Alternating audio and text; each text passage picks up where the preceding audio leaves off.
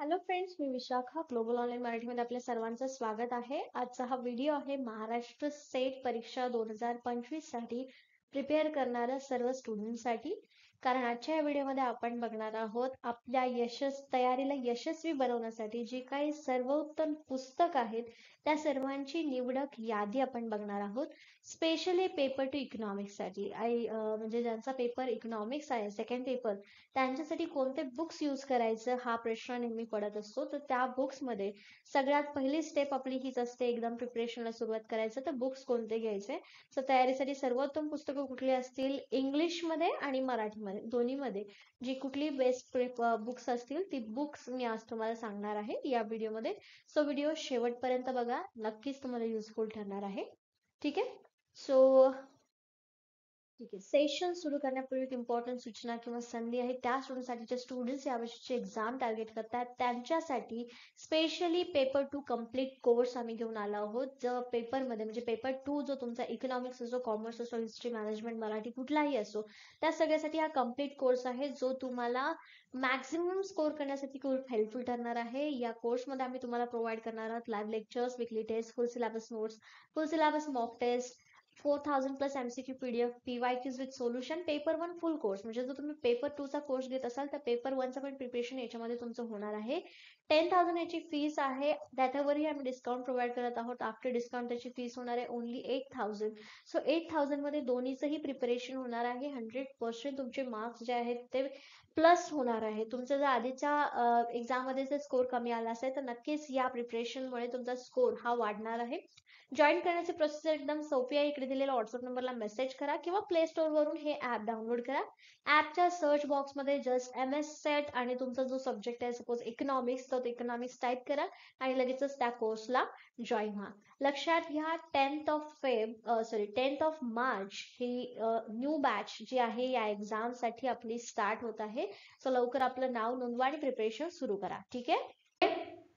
So आपण जे session किंवा जे युनिट वाईज सिलेबस डिस्कशन केला होता लास्ट लेक्चर मध्ये, त्याच पद्धतीने मी तुम्हाला सांगेल की युनिट 1 मायक्रो इकॉनॉमिक्स मध्ये जे जे टॉपिक आहे, theory of consumer behaviour, theory of production and cost, factor pricing, general equilibrium, efficiency criteria, welfare economics, asymmetric information, या सगळ्या पॉइंट्सला कव्हर करण्यासाठी कोणते बुक्स तुम्हाला रेफर करायचे आहेत तर मराठीमधलं आहे सूक्ष्म अर्थशास्त्र, आधुनिक उच्चतर आणि आर्थिक सिद्धांत, प्राध्यापक राम देशमुख, विद्या प्रकाशनचं बुक आहे आणि हे त्याचे लेखक आहेत प्राध्यापक राम देशमुख यांचं हे सूक्ष्म अर्थशास्त्र बुक आहे.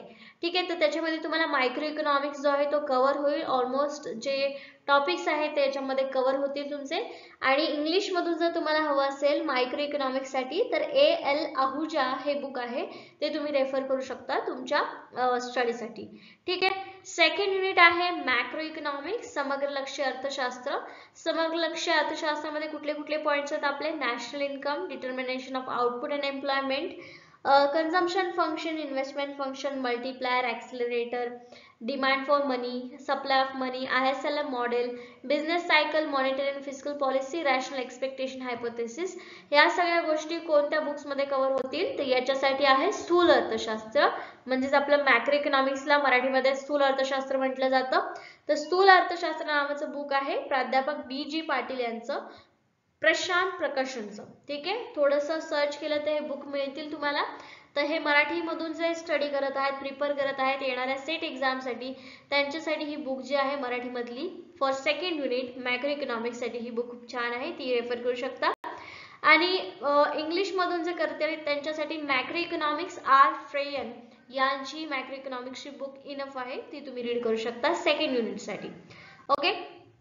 देन थर्ड युनिट आहे स्टॅटिस्टिक्स अँड इकॉनॉमिक ट्रिक्स, जो आपण कालच्या सेशनमध्ये पूर्ण सिलेबस बघितलेला आहे पण तरी पण प्रोबॅबिलिटी म्हणा, descriptive statistics, sampling method, statistical इन्फरन्सेस, linear regression models, simultaneous equation models, time series analysis, या ज्या गोष्टी आहेत त्या तुम्हाला कुठे कव्हर होतील तर statistics and economic tricks SP Gupta and the Gujarati यांचं हे बुक आहे.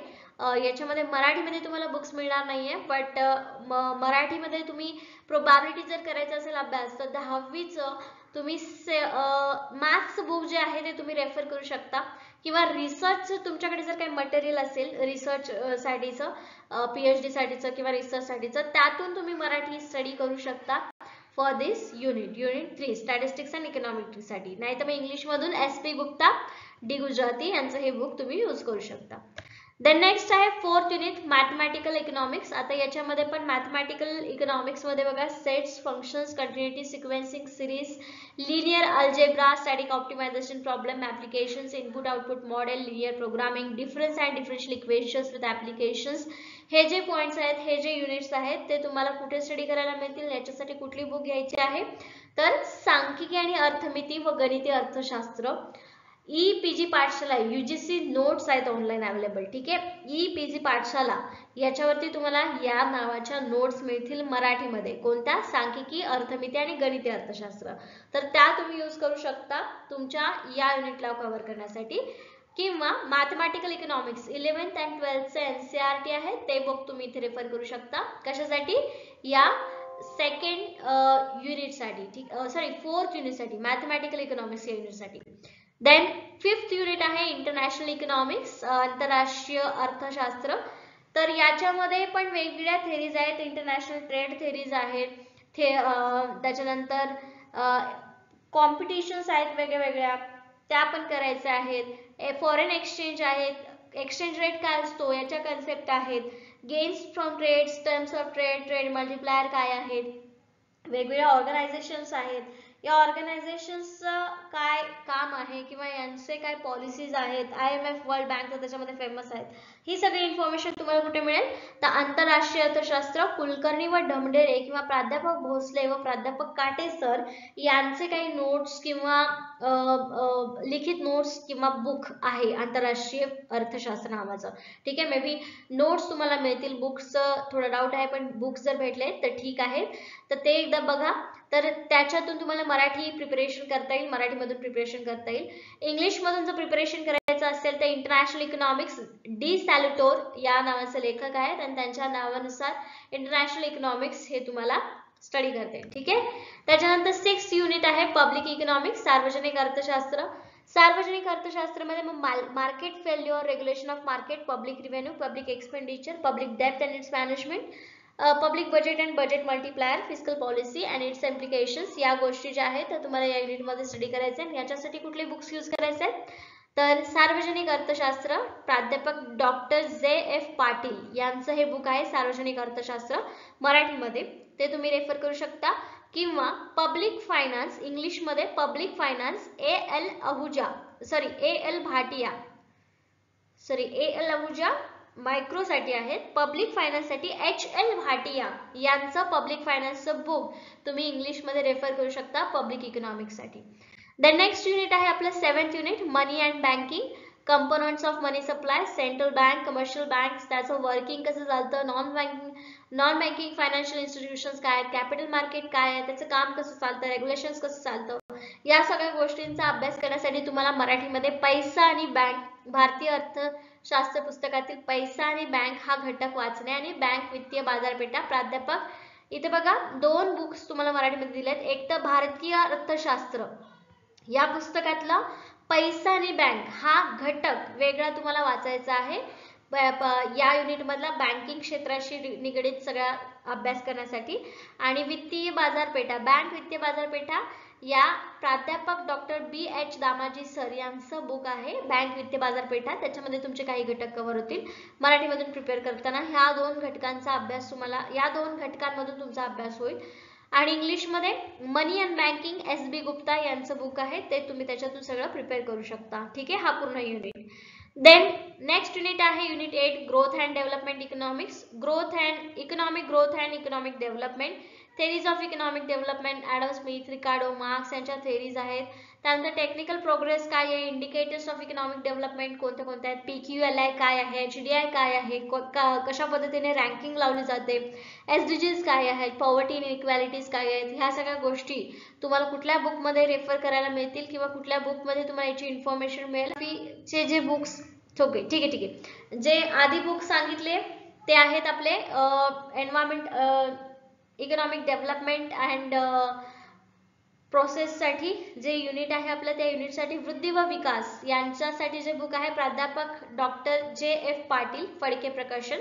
आणि ग्रोथ अँड डेव्हलपमेंट इंग्लिशमध्ये जर करायचं असेल तर एडिथ थिरवाल अँड लेखी यांचं इंग्लिशमधलं बुक आहे. आणि मराठीमध्ये या युनिटसाठी वृद्धी व विकास प्राध्यापक डॉक्टर जे.एफ. पाटील, फडके प्रकाशनचं आहे, ते तुम्ही वाचू शकता. ठीक आहे. 9th युनिट आहे एन्व्हायरमेंटल इकॉनॉमिक्स अँड डेमोग्राफी. ठीक आहे. So environmental economics and demography अभ्यास करण्यासाठी तर पर्यावरणीय अर्थशास्त्र BA MA चे बुक्स जे आहेत एन्व्हायरमेंटल इकॉनॉमिक्सचे ते तुम्ही रीड केले तरी इनफ आहे मराठीमध्ये. ठीक आहे. BA MA चे बुक्स कशाचे? पर्यावरणीय अर्थशास्त्र, एन्व्हायरमेंटल इकॉनॉमिक्स. आणि इंग्लिशमध्ये झिंगल यांचं. ठीक आहे. एन्व्हायरमेंटल इकॉनॉमिक्स कोलसॅट, एन्व्हायरमेंटल इकॉनॉमिक्स साठी कोलसॅट यांचं बुक वापरायचं आहे. आणि डेमोग्राफी पण याच्यामध्ये पार्ट आहे या युनिटमध्ये, तो ते डेमोग्राफी पार्ट तुम्ही जिंगल यांच्या बुक मधून करू शकता. त्यानंतर last unit Indian economy. Indian economy मध्ये तर सगळेच इंडियन जे काही रिलेटेड इकॉनॉमिक्स गोष्टी आहेत त्या सगळ्या तुम्हाला इथे वाचायला मिळतील. आणि याच्यासाठी जे बुक वाचायचं आहे ते आहे भारतीय अर्थव्यवस्था. ठीक आहे. भारतीय अर्थव्यवस्था कोणाचं? देसले किंवा रंजन कोळंबे यांचं बुक तुम्हाला रीड करायचं आहे. ठीक आहे. इंडियन इकॉनॉमी मिश्रायणपुरी इंग्लिश मधलं. इंग्लिशमध्ये करायचं असेल तर इंडियन इकॉनॉमी मिश्रायणपुरी, भारतीय अर्थव्यवस्था देसले किंवा रंजन कोळंबे यांचं बुक तुम्ही वाचू शकता या युनिटसाठी. सो अशा पद्धतीने मी तुम्हाला संपूर्ण युनिटसाठी प्रत्येक युनिटसाठी कुठले बुक्स तुम्हाला रेफर करायचे याची डिटेल इन्फॉर्मेशन दिलेली आहे. ठीक आहे. तर या गोष्टी इथे बघूया आपण. आणि त्यांच्या बुक रेफरन्सिंग लिस्ट नुसार तुम्ही ते बुक वापरून मॅक्झिमम स्कोर करू शकता. ठीक आहे. असं एकच बुक जर तुम्ही विचारत असाल तर ते एक बुक एक्झॅक्टली मार्केटमध्ये नाही आहे. असतील बऱ्यापैकी ज्याच्यामध्ये कंटेंट आहे पण तो कंटेंट इनफ नाही आहे जो तुम्हाला मार्क्स एक्झाम मध्ये जे क्वेश्चन्स विचारले जातात त्यासाठी तो कंटेंट इनफ नाही आहे. ठीक आहे. सो ह्या बुक रेफरन्सिंग बुक लिस्ट नुसार तुम्ही तुमचे प्रिपरेशन सुरू करायचं आहे इकॉनॉमिक्स पेपर 2 साठी. Okay. Thank you for the video. Okay. Bye everyone.